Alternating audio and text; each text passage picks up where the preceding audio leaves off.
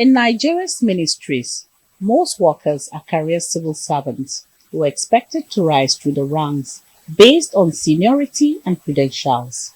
However, concerns about politically motivated appointments, nepotism, and widespread corruption continue to plague the Nigerian civil service.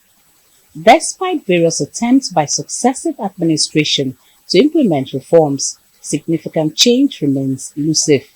One of the more recent efforts was President Bola Tinubu's directive to implement the long-standing Stephen Aronsai report, aimed at restructuring and reducing the cost of governance.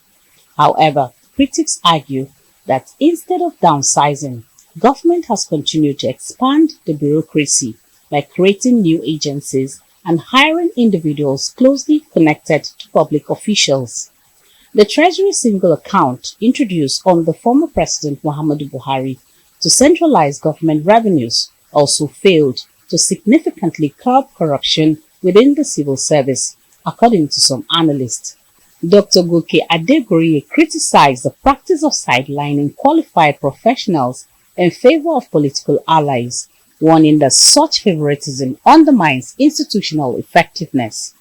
In the day-to-day operations of MDAs, the line between the political class and public servants has now become so blurred and their cooperation so seamless that it is often difficult to distinguish the initiators, the aiders, the executor, and the beneficiaries of corruption.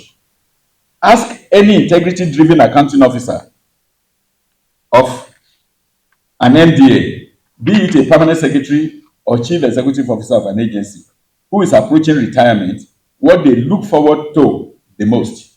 In 9 out of 10, their response will be that their greatest relief is the prospect of being finally free from the so-called oversight of the numerous committees of the National Assembly. Meanwhile, Nigeria's Vice President assured the audience of the federal government's renewed commitment to reforming the civil service for greater efficiency and transparency. We cannot leave the future to chance. We must prepare the next generation of leaders not just by inviting them to decision-making tables, but by guiding them to understand the gravity of service.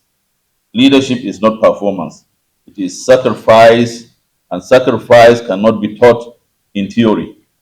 As we continue the march towards an innovative, rule-based, and performance-driven civil service, intellectual efforts such as this will serve as a compass for future generations.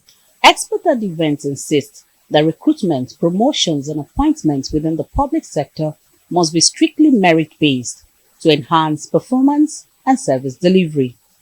Punaraman Benjamin, Arise News.